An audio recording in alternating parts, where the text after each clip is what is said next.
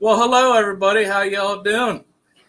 Our special guest tonight is Jesse from CorydorableCaliAquariums, and also you got my co-host Robert from TN Aqua, and it looks like he's frozen. Hi, Robert. Hi, Skipper. Everyone. But Jesse, hello. there he is. So it's pretty laid back. I don't know what's going on. Having some technical difficulties today. Technology always making our lives better and worse at the same time. Yeah, no kidding. You ain't lying there. I had something I was just about to say, and he said something, and it just threw me off. Nah, you got me, Robert. You got me. And that's too hard to do neither. Oh, yeah, so if anybody has any questions for her once we get to talking with her afterwards, if you have any questions, just go ahead and put it in there at Skipper's Aquarium so I can see it, and I'll highlight it, and she can answer it. So anything new, Robert? Sorry guys, I'm trying to make sure everything's good over here. No, as of right now, nothing. I did get a spawn of Corys, but they all died. Oh, Yes. I mean, they spawned and everything, and then I got about 10 of them to hatch, and then the next day, it was a sad day, but we want to try again though. we want to try again. Like, well, they are going to be your babies at the end of it, so you're going to have to take care of them. Yeah. What kind of quarries were they? If I can pronounce the name right, but they're called the Axelrodi Corys. Okay. I mean they're not considered like your fancy ones, like your green lasers and stuff like that, but they got some pretty like colors on them and stuff. They're just like, they basically remind me of just a skunk cory, but they just got like a slightly different pattern. Very cool. Well, as my channel name implies, I'm pretty obsessed with quarries, so I love to hear about them spawning and hearing what people do to get them going and how they hatch them. And so it takes a couple tries, I think. I'm in the spawning phase myself, but not to successful hatching yet. So we'll have to talk about that. I have some tips. Okay, good. I'll take them. But let's get these hellos out of the way before we get into it. Let's see here. Hello to everybody that I'm going to be reading off of this participants list. If you want me to say hi to you, type something, please. Hello, Aquaria Life. We got Bob Kahlers from Kahlers Aquatics and Exotics. We got Casey Cat, Chicago guy. Oh, man. I'm just going to say Beard because I am not going to be able to say his first name. DeAndre Beard, Depths Unknown, Fishy Biz Aquatics, Garcia Aquatics, Caged Aquatics, Kush, Laura Victoria, Matt from Liquid Zoo Only Fins, Majestic Cichlids, Jasper Main's Tails, Furs, and Fins. We got Mark Sterrison across the pond. Good day, mate. Eduardo, a.k.a. Eddie, how you doing, buddy? We got Mexicala Fish Keeper, Paul McCartney, Q Aquatics, Rico Stan, Rob's Aquarium Room, Sandy Dowdy, Skull Aquatics, TJ Autocross, US Scaper, Why Are We Always Yelling, and Window Liquor, number 5. That should be a song. That's a good question. I mean, like, why are we all, we're just constantly yelling all the time. I don't understand that. And Speaking of that, why are we always yelling? That is a question I'm not going to answer. I don't speak of that you put at the beginning, just to let you know that. I did not see it, but I mean, I saw it, but it went away. So, but all right, Jesse. First off, when did you start fish keeping? Well, it's been several decades now. I actually started as a child, and I actually recently, a couple weeks ago, called my mom and asked her, when did I get my first fish tank? And she said, well, the first time you had fish wasn't a tank, it was a Rubbermaid tub in the backyard. And I had actually rode my bike down to a nearby stream, fished out some crawdads, some minnows, some pollywogs, and created my own backyard habitat. And I've got to say, I was around 7 years old when that started. And that was successful. The pollywogs hatched, the crawdads didn't kill each other too often, and the minnows were reproducing, and it was just great. So I started hitting up my mom constantly for an aquarium. On top of, I wanted a room full of pets. I was obsessed with reptiles. I had a garter snake. I had hamsters and mice, and I wanted a fish tank so bad. So I got my first 10-gallon fish tank maybe around the time I was 8.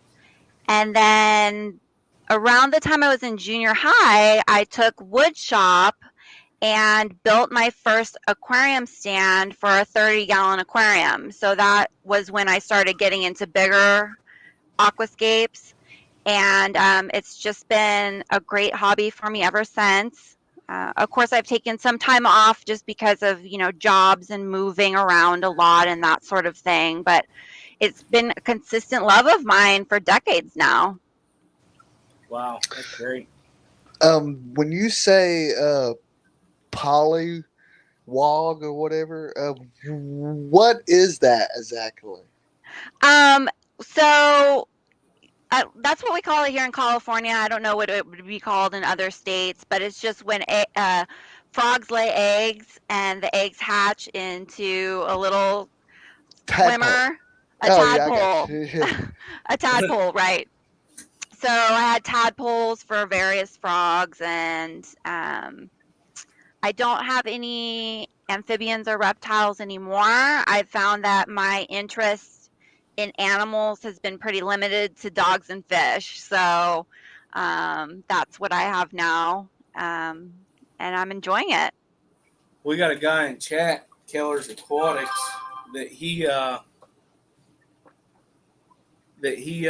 has not just fish. He has a lot of exotic reptiles, and he also has dogs and cats. He has all of them.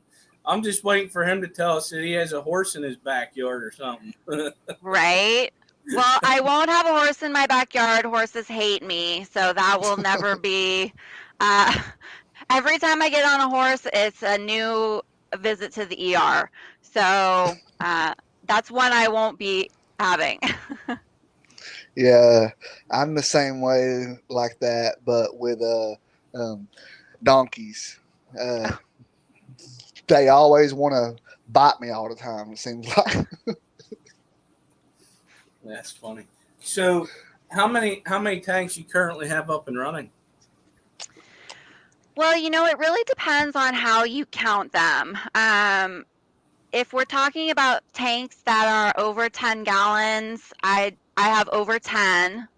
I have some little small biotopes too. I have a backyard pond. I have a pond on the patio too, which is the heated guppy pond. That's something that I've just started that you can see pictures of on my Instagram page, and that's going really well. So I would say at least 10, but probably if you counted everything, more like 15 or 18 individual bodies of water. Well, I mean, so Nice. like your pond outside, does it have fish in it?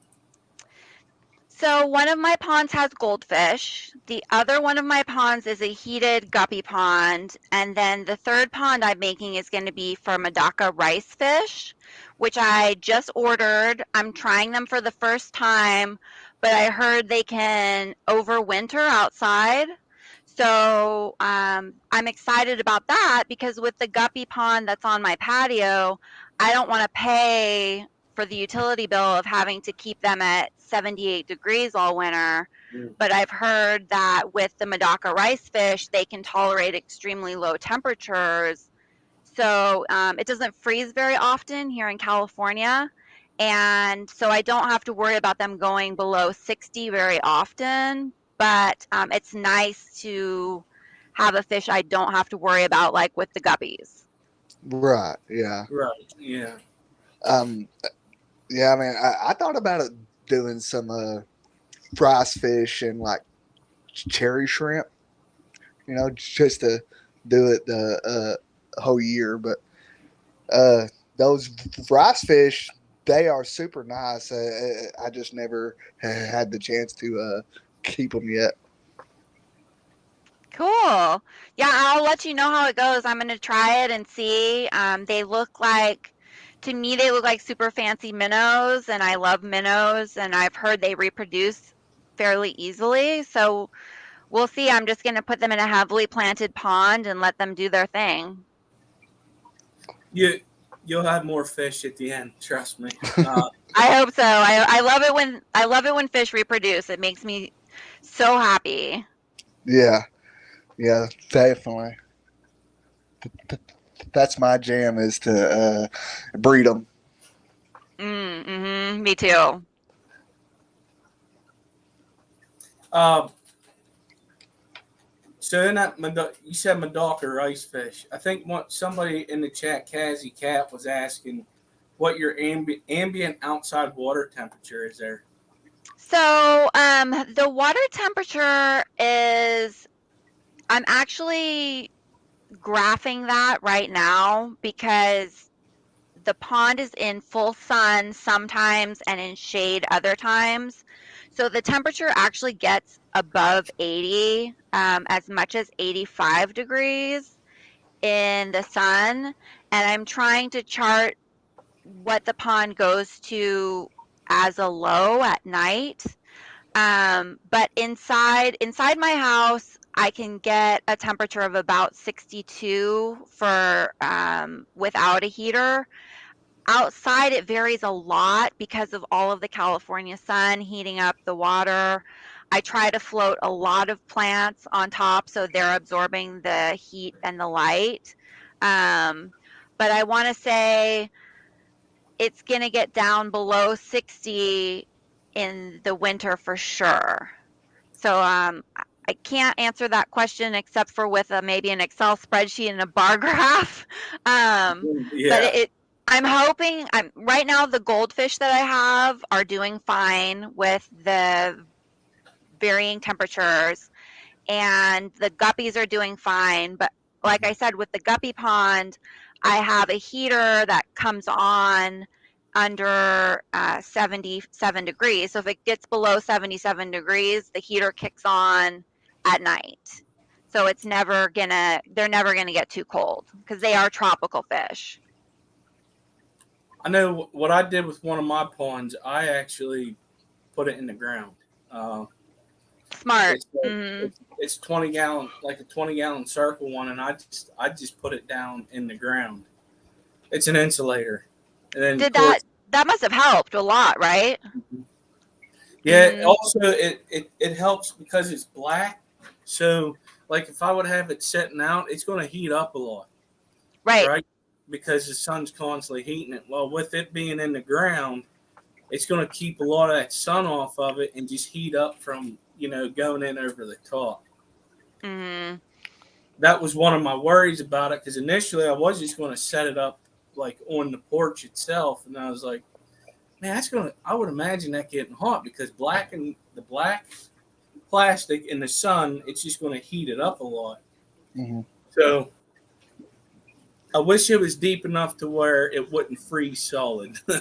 It's only like because I live in Pennsylvania, so it gets really stinking cold here, and like that whole pond will freeze if it's not deep enough. Right. That's actually an excellent suggestion because my pond is a 55 round and 55 gallon round, and it's meant to be above or below ground, probably just similar in shape to yours. And now that I'm thinking about it, I probably won't dig and sink it, but I'm thinking I can put pots around it of plants to shade Yeah. the black plastic, and those plants around it would absorb some of the heat too. So Well, that's that actually a really good idea that you have. and it'll be a little. It'll make it more aesthetic too, since you're putting plants around it. You're hiding it essentially. Mhm. What Alishon S. He's a very good dude. If your pond is deep enough, you will have a thermocline. Great way for fish to escape the heat. So the deeper you go, the cooler the water is. Right.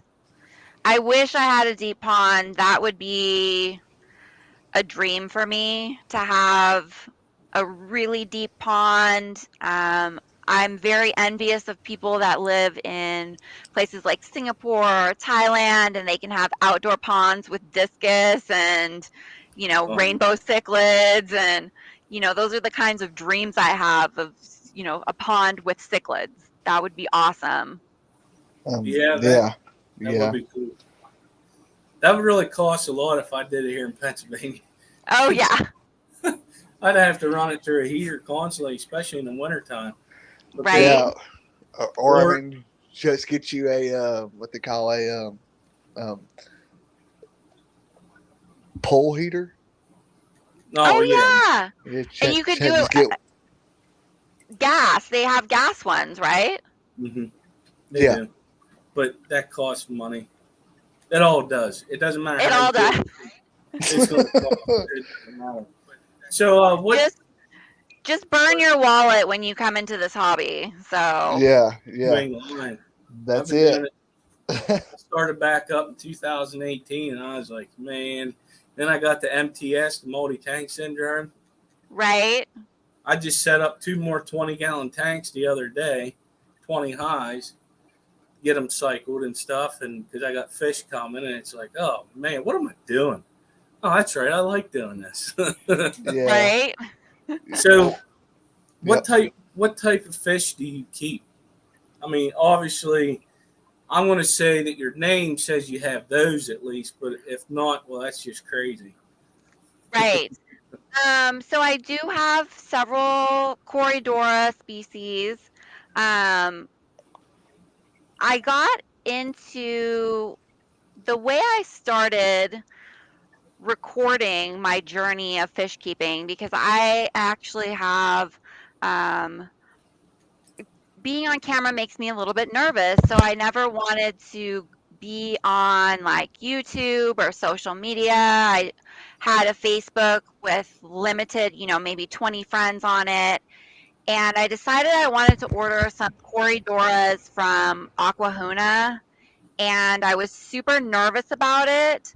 So I recorded the escapade of ordering and put it online, almost like some kind of accountability, like, okay, well, the entire internet can be sad with me if I receive a box of dead fish. Mm-hmm. So when I was finally, when I got the order, everything was great. I ordered, I think it was 8 Sterilby Corydoras.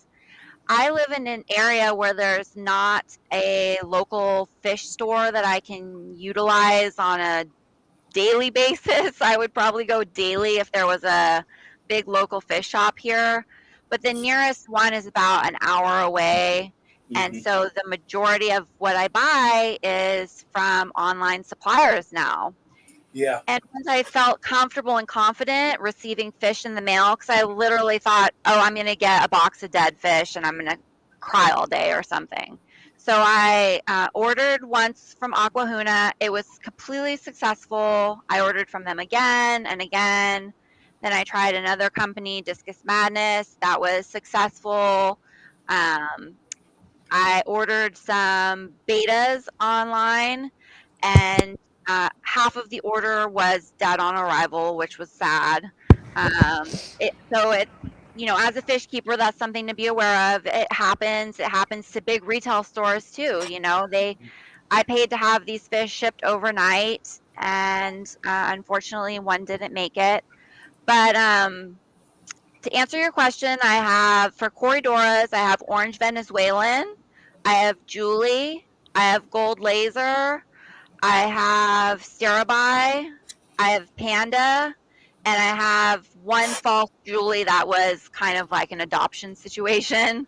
Yeah. I also keep double black rams. Those are some of my favorite fish. Those are kind of new on the fish keeping scene. So they were exciting to me because I've been around for decades and never seen anything like that. Mm-hmm. So when I saw them the first time, I had to have them. I have a couple of discus. I have a lot of community fish, guppies, tetras, neon tetras, Congo tetras, blue emperor tetras. And then the fish that I'm most excited about that I got 2 tinapomas, which go by a number of common names like leopard bushfish, leaf fish, leopard gourami. So I'm really excited about those guys. I saw a picture of them you posted on your Instagram account. They're pretty cool. They're huge. I was at a What are they called again? They're called tinapomas with a C. So the C is silent. So it's Ctenopoma. Tino, I think it's Tina or tinapoma. But it's leopard bushfish or leaf fish, leopard gourami, and usually they look like a leaf-shaped leopard, about 2 to 3 inches. And now the ones that I have are about 8 inches, so they're huge. They're larger than a hand, and they were rehomes. So that's how I ended up getting a pair that was so mature, which is, Mm-hmm. I've never seen any that large in my fish keeping career. So I was excited to get them. Yeah, I'm definitely going to be checking those out Oh, when cool. we're done on this with this live stream because I've never heard of them. Oh, okay. I've seen one at that fish place in Chambersburg, and I was like, man, I got to get this. And now it's like, well, there's only one of them. That kind of sucks because I don't like getting just a single fish. Same. Well, okay. Now, if I had a monster tank, that's a totally different story. But I didn't want to get no single fish, so I just left it there. It's funny, whenever I saw that picture, I was like, man, I was going to pick some of those up one time. I thought they were pretty neat. Right. They're very rare. I now that I'm on Instagram and I'm finally sharing my hobby, because this was a very lonely hobby for me for decades. I don't know about you guys. I know that you've been on YouTube for quite some time, Mm-hmm. but before social media, for me, I just got on social media about 6 months ago. Before social media, I never had a fish keeping friend in my entire life. And yeah, same here. it's Mm-hmm. like I was completely, my fish keeping friend was the person at the fish store. If I wanted to chat fish, I would have to go to the local fish store, which was Caesar's Tropical Fish, and talk to whoever the guy was that was working that day. And now it's so different. You can collaborate with people, you can share photos, and I had never even heard of a tinapoma before, and I'd never seen one in a fish store. So for me, seeing one for the first time, it looks like an ancient river dinosaur, and I just thought I fell instantly in love. I'm like, this is the fish I have to have. I went home and created a tank for it, And luckily it was still there when I went back a couple weeks later. So Hello, Kenny and Deborah, Dee Dee. Hey, Kenny. Miss Dee Dee. Hey, Dee Dee. See, that's like these guys behind me. They're the Star Sapphire Cichlid. And I saw one last year at the Keystone Clash. It's an event that we hold here in Pennsylvania on the East Coast, out by Philly. But I was like, I gotta have that. I said, I knew this was going to happen to me. Whenever I get here, I'm going to see something I'm going to have, and it's just what it's going to be. Well, that was one of those fish. Now I got 7 of them. I got to get a 75-gallon tank and put behind me. So it's just one of those things. You love how it is, and you just get it. right. Good luck getting lids for that tank. Oh yeah, I know. I'll end up having to buy polycarbonate or something. But They get you on the lid, that's for sure. Yeah. well, Petco has a Black Friday, or not Petco, PetSmart has a Black Friday sale, and normally that 75-gallon tank, it's a marine land. It's the whole setup. Okay. Cabinet, fish tank, lid. I don't care about anything else. I'll get that because it'll end up being sponge filters anyways. But, it's like I got to get that. So it's like whenever you find a fish that you really like, now you got to accommodate your hobby to it because it can get big. Right. Like these don't get too much, too big like a common pleco or something like that. So 75 with 7 of them will be fine. But it's just like, oh man. My biggest tank I have is a 55. So getting that 75, that'll be something to learn because it's a bigger volume of water. Hopefully it's easier. I've always found it to be that the bigger tanks are easier to maintain water parameters on, and things change a lot more slowly, like nitrates go up more slowly when you have so much water. And I like the bigger tanks. I'm hoping someday to do something that's, a 6-foot long tank or larger. My biggest tank ever was a 125, which I don't have anymore. And that was always a really stable tank for me compared to like a half-gallon nano cube that can have an ammonia problem overnight. So I think that you'll love having that 75. I definitely one of the tanks I would love to get is a 125 because there's some bigger fish that I would like to keep, but that's in the future. Right. Because it would have to be in my basement. I couldn't put it upstairs because I don't think the floors would support it, and I don't like this room's already set up. I don't really have much other space to where I could put it upstairs to support the floor and to make it work with the house. So I'll just Right. put it in the basement somewhere. Good idea. I think that's really cool that you guys have basements. I'm always super envious when I see people that trick out their whole basement all like a fish den. And I think that's so cool because we don't have basements here that often. Yeah, you got to pay a lot of money for it, I'm sure. Oh, yeah. But so you said, hey, what fish would you like to get? What's your most bucket list fish that you would like to get? Well, my bucket list is pretty long for fish. You actually have a fish that is on my bucket list that I'm going to be getting soon, which is the African butterfly fish. I really want to do some type of biotope with those.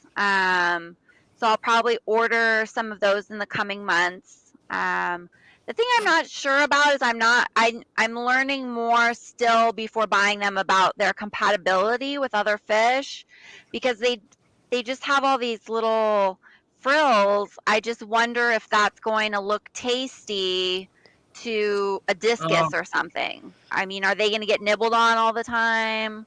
I have mine in with 2 electric blue Acaras. Oh, okay. So And okay, that says a lot. yeah, because whenever something's coming at them, they get out of the way quick. Like they're fast. Okay. So, like if you wanted, an electric blue aquarium with them, they'd be fine. I got them in a 55, 2 of them. I would love to get 2 more. I just love them.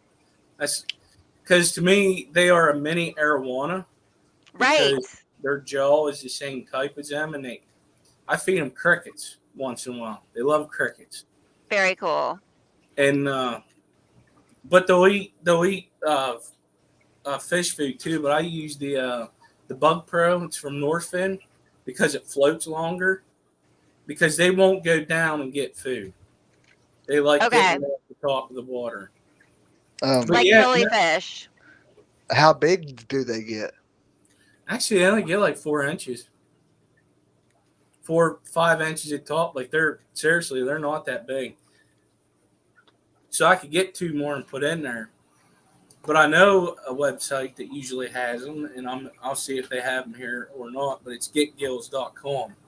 Oh yeah, I'll have to get that from you after when we're I talking got a after the lot of show. websites. I got a lot of Okay, websites good. I will reach you to. Because I really want to try some new suppliers because I'm just limited to the few websites that I know of. And recently, I just found out that a pet shop in my area can actually make special orders. So another fish that's on my wish list is Synodontis catfish or featherfin catfish. Oh, okay, Um, yeah. I really want to try some catfish that are not Corydoras and get into having a variety of catfish in all my tanks because I want to. Right now, I probably have about 30 orange Venezuelan Corys, so I have them in multiple tanks. But someday I'd like to have a different kind of catfish in every one of my aquariums.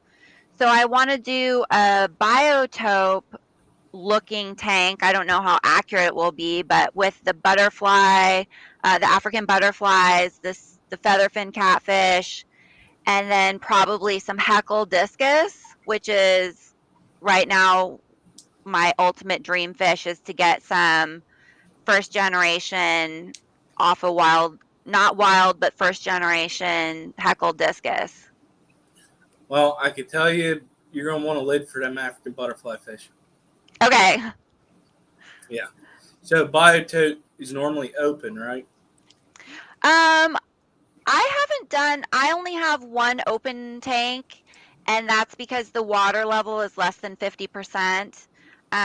I don't think biotope necessarily means that it has to be open. It's probably done often because I think a lot of people that do biotopes have rimless, Yeah. and those usually, sometimes they have lids, but I find those rimless tanks, a lot of times people run them without lids.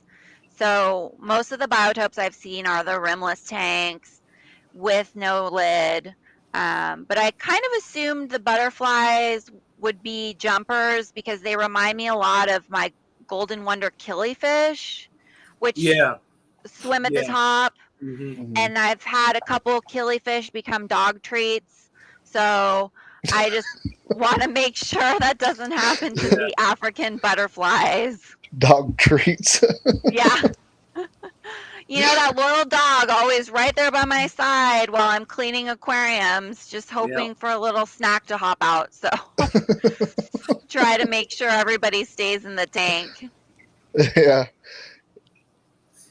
Um, Like since you like catfish, and uh, I do recommend a catfish. It's called a Synodontis petricola. Okay. I don't know if you ever heard of them or not, but I haven't. but these guys max size is like around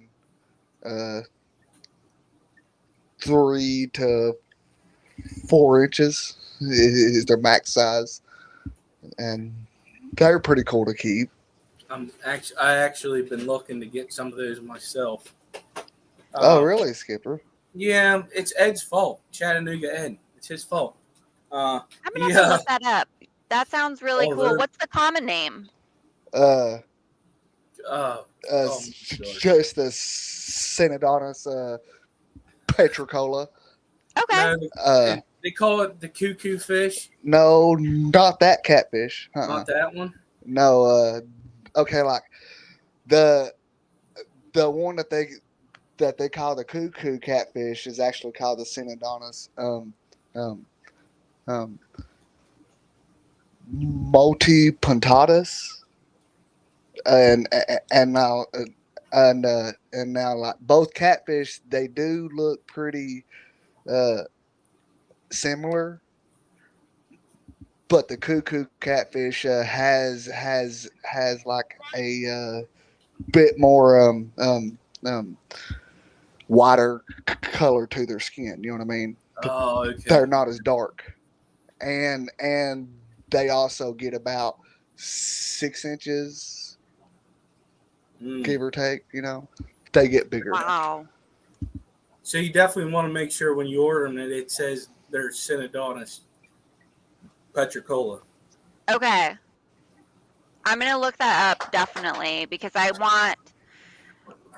really like Synodonus. I know I like the Synodonus eruptus, which is the feather fin, and there's a couple other ones that I don't know the scientific names for that I've been looking at, but I don't have a lot of suppliers that I work with. Just, now that I know I can get them from my local pet store, which only has like 3 aquariums, they said they could do a special order for me. So I'm going to try to get the feather fins from them. If not, I know that I can get them from Discus Madness in New Jersey, and I've successfully ordered fish from them before.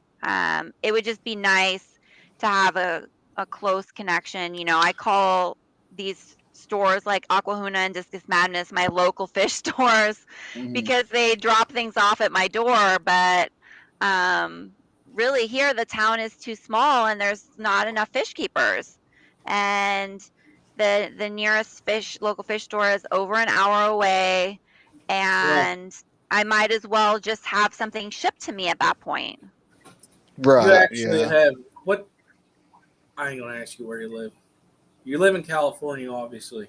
Southern California. Mm-hmm. Southern California. So there's people that live in California that we all chat with, and one of them's Aquaria Life.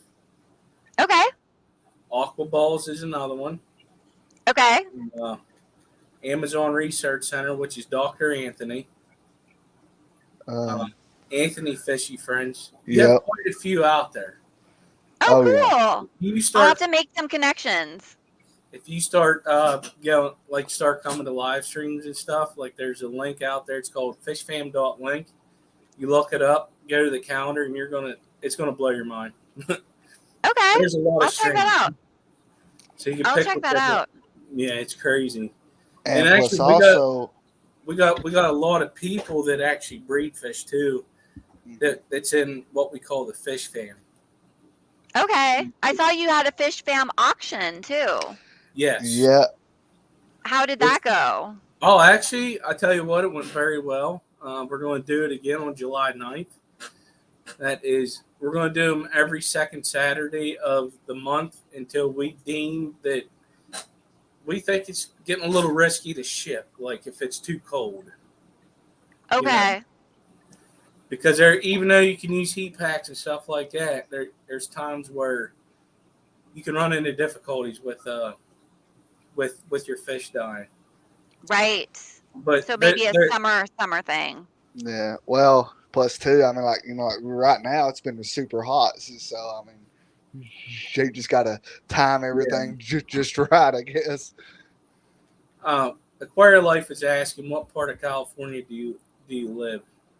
I live in Santa Barbara County, so that's like a really not very populated county, and it's kind of like in between LA and the San Luis Obispo area. So the cool thing is, if I was somebody that enjoyed driving in LA, which I am not, there would be unlimited fish stores there. So I'm actually going to be ordering I'm getting some of my dream fish, which are Frank's betas from Thailand. And I'm using a transshipper, which is called Tucky's Betas, to import them for me. So I'm actually attempting the import process for the first time in my fish keeping life. Wow. And I'm really excited to see how it goes. I don't know if I'm going to get a box of dead fish, but Frank's Betas is very well known for his bloodlines and his prize-winning betas. So I'm excited to try and get some of his fish here. And it's nice that the transshipper is right there in Los Angeles. So it's my understanding the process is I pay Frank's betas in Thailand for the fish themselves. They get shipped to the transshipper. Oh, Orange County, we're close. We're neighbors. Awesome. Then they ship to the transshipper who verifies the order. There's some kind of fees, and there might even be like import taxes involved because I know I'm paying a fee per fish, and then I have to pay the overnight shipping to my house. But I'll let you know if it's successful because importing fish always really intimidated me. Oh, yeah. But it could be cool. So it could end up being the coolest thing. It could end up being money down the drain and a huge nightmare and a heartbreak. But I'll let you know how that goes. Well, hopefully they come in all healthy, and then you're happy with everything, and then possibly you can get more later on down the road. Yeah, hopefully. And the transshipper actually has fancy guppies. So I'm going to get some guppies from her while I'm at it. So I'm going to get some of the 24 karat gold guppies Oh, you that found them. are, I found them. She doesn't have any in stock right now, but she is going to have them in stock at the time that I receive my order. So hopefully I'll have 24 karat gold guppies in the pond soon. Oh, nice. That'd be Yeah. really nice looking. Yeah, Yeah. you gotta look those up. She sent me a picture on Instagram. I was like, holy cow, these things are nice. They're They're very really pretty. shiny. Very, very Well, and shiny. I really was attracted to them because they look like miniature koi fish when you're looking down on them in a pond setting. Mhm. So I can't have koi because I don't have a big enough space for koi. But Yeah. it's kind of like I can have a little mini version in my yard. So we'll see. Yeah, that's going to look really good, I think. I hope so. Thank you. What is one of the fish that you kept in your decade or so years of fish keeping have you had that you'll never get again? You know what I said that about? I said I would never get discus ever again. I had I had discus over 10 years ago and I hated them. I felt like I had to get on my hands and knees and pray for them to eat something.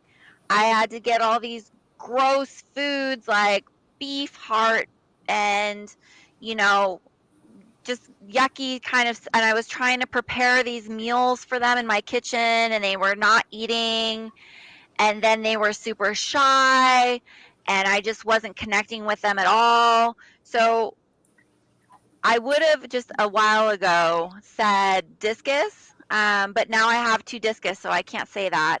But what I would never keep again,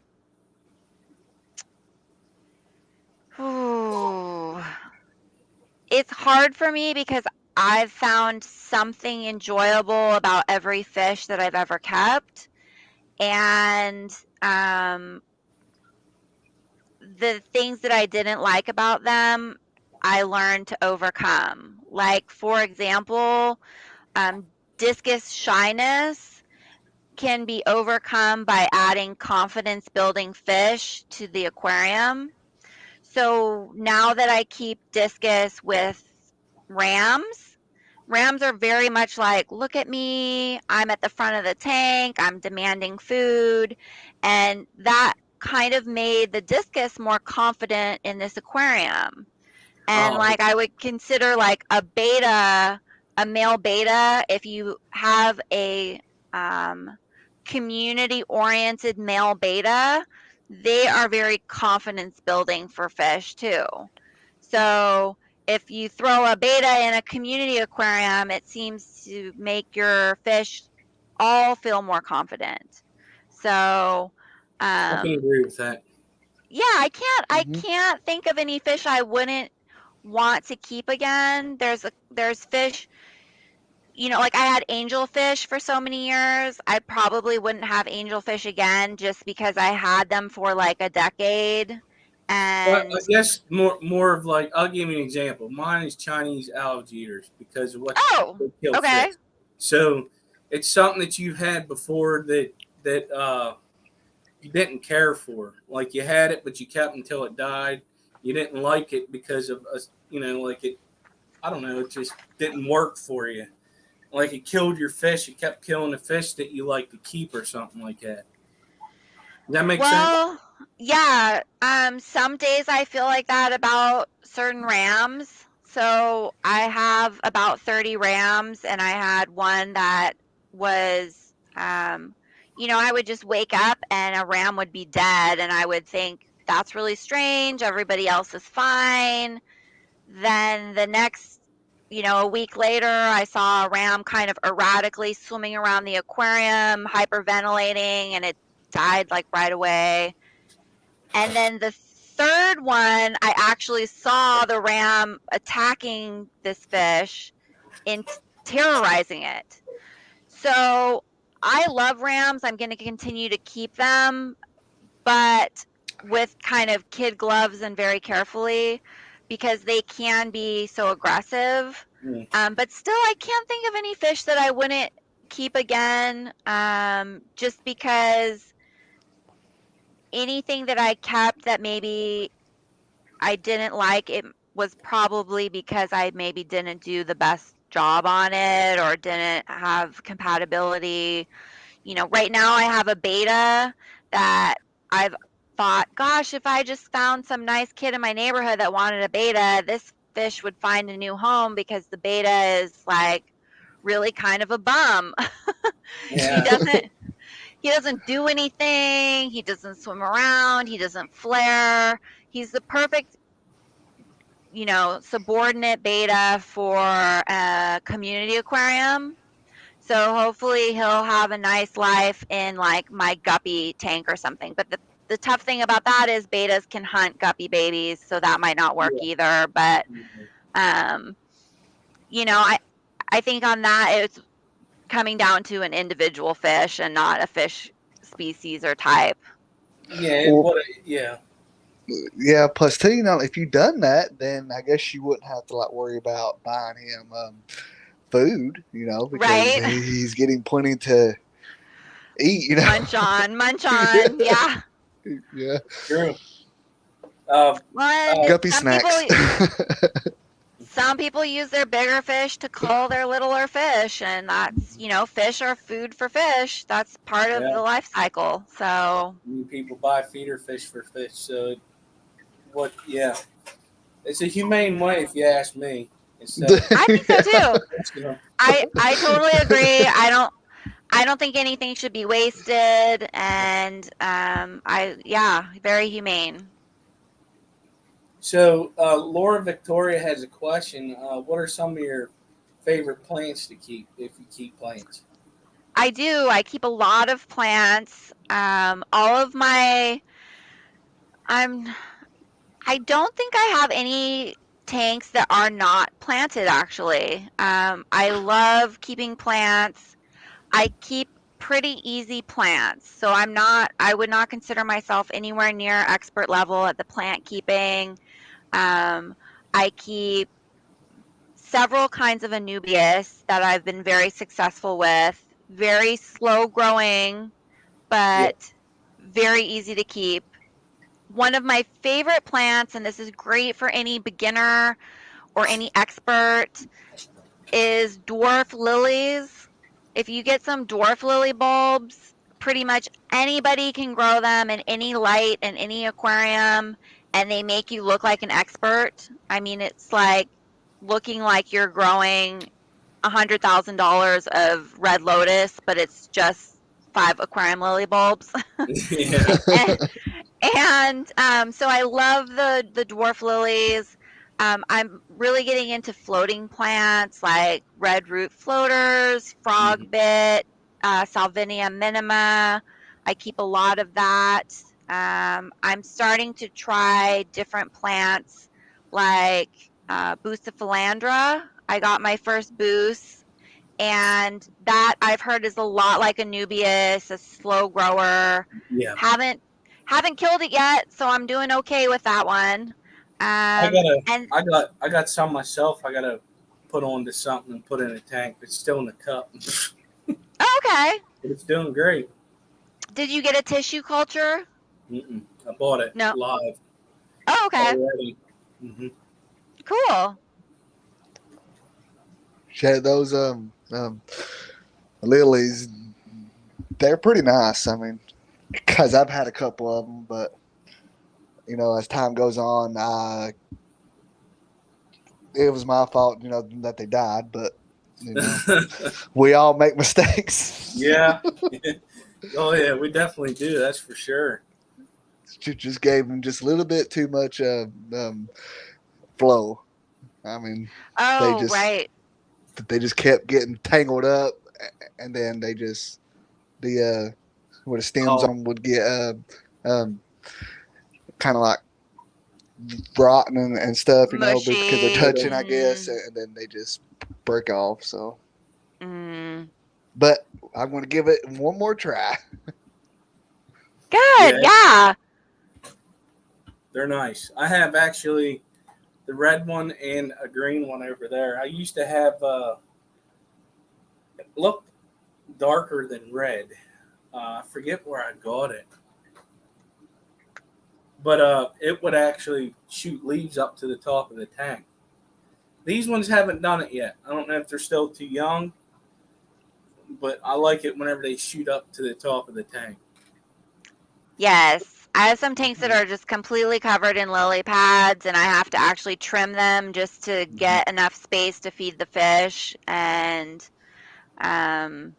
so, yeah, I actually did. I ordered from 3 different companies and had successful lilies bloom with all 3. I just try to get the bulbs, and been really lucky with them. And they provide I think that's part of, so I have 5 Cory babies right now that were spawned and hatched with no intervention from me. And I think that was successful because of the lilies, because they create a really dense plant cover at the substrate. So I had so many lilies, and it made the tank really dark on the top. And I think they were able to hide out and not get eaten because I had such dense lilies at the bottom and at the top. So finally have some little Cory fry, which is exciting. Well, congratulations. Thanks. That's always good to see, you know, when you see some new little ones in there. That's like I have red Venezuelans in this tank over here, and all of a sudden I was like, what's that little thing swimming? Holy hell, there's a baby in there. And I've never once seen eggs in there. That's exciting. But I think because it was so heavy, at the time I had a lot of moss in there. I had to recently get rid of a bunch of it out there. It's starting to come back, except for that stinking hair allergy. But like, that stuff will destroy moss in a heartbeat. Yeah. Yeah, because they get all intertwined. It gets intertwined. Yeah. But I love when that happens with the Corys. It's very exciting. To me, that's the ultimate in fish keeping, is to find a baby that you weren't expecting or weren't trying for, because it just shows that your tank is happy. That is so true. I got another catfish for you to try out. It's in the Corydora family though, and they're Aspidoras. Corydora aspidoras? No, they're in the family, but they're called aspidoras. And then I got the Poecilus, Poecilus. Mm-hmm. One of the websites I'm going to give you here later on, which is Get Gills, it's Dan's Fish. His story has some in there. Okay. He's very I'm good. going to look those up for sure. For sure. I have Pictus catfish. I have 3 spotted Raphael catfish. The reason why I got the spotted ones because they don't get real big, like the striped ones. Those are beautiful. Beautiful. And I have some upside down catfish. And then a few different breeds of Corys. Yeah, so I like catfish too. They're one of my favorites. Jesse, do you like plecos? You know, like zebra plecos and stuff like that. You know, I have no plecos, and I don't know how I've managed to not get a pleco. I have had them in the past. I had crown plecos that were spawning in my 125 10 years ago or whatever, but I have no plecos right now, and I haven't caught the fever yet, I think. Well, You will. Well, I'm just going to give you a heads up. If you get the chance to get to hang out with Quora Life, Aquarium what's her name again? Stephanie. Yeah, Stephanie. Yeah. I will say this, that if you get to start to hang out with her, you will catch the fever, all because she's got some nice plecos. I mean, she's got the good ones. She's pretty smart when it comes to them specialized plecos too, and she also likes Corydoras too. Mm-hmm. Right. Matter of fact, the ones that you said that you have, I don't have. So that means the ones I have, you don't have. We're going to have to do a little trade here once we have enough babies. Mm-hmm. Yeah. Because I got longfin Aeneas, blue spotted Corydoras. Oh. I have the red Venezuelans. I have the longfin Paleotis, which is also your salt and pepper. I have some pygmy Corys. Oh, I want those. And I have a group of the Aspidoras, but Black Schultz I also. Oh, and you can put me on the list for those. Well, actually, I can get you in touch with Aquarialife. She's going to have a bunch of babies. I'm sure she will let you buy some off of her. Oh, that would be fun, yeah, because I want to do something. I want some Corys that are completely different than anything I have for my outdoor pond, my guppy pond. I was thinking of pygmy Corys at first, but the Schultz might be fun too. Yeah. I won't see them very often because they'll be at the bottom, but I just want something that's going to enjoy all that extra live brine shrimp that I throw in there. So well, that, and if you have a bunch of moss in there, you'll end up with babies too. I know, that's what I'm hoping for, surprise babies. But I hate to do this. It is 7 o'clock, which is 4 o'clock your time. We've been doing for an hour. Oh, wow. Wow, that flew by. Yeah, it did. Yeah. So I want to thank you, Jesse, for being our special guest tonight. And Robert is always thank you, Jesse. My wonderful co-host. And everybody in the chat that showed up to watch us and put up with the 3 of us today for an hour. And the mods for doing a great job for posting links. I appreciate it. Thank you, mods. Don't forget Thank you so much. Thank you so much for having me on. This has been so much fun. I looked forward to it for weeks, and I'm so glad you invited me. Thanks to both of you for having me, and thanks for everybody for watching. Yeah. Thank you, everybody. Make sure everybody goes over to Susie Q Aquatics. She has started her live stream, and going over there and enjoy some more live streams tonight. After that, we got the Tennessee Fish Mafia on Keller's Aquatics, which I will be there also. It's the Tennessee Fish Mafia. Yes, I know I live in Pennsylvania, but I'm an honorary member because I am called the Hitman. All right, everybody. You have a good night. Thank you, Jesse. Thank you. Bye.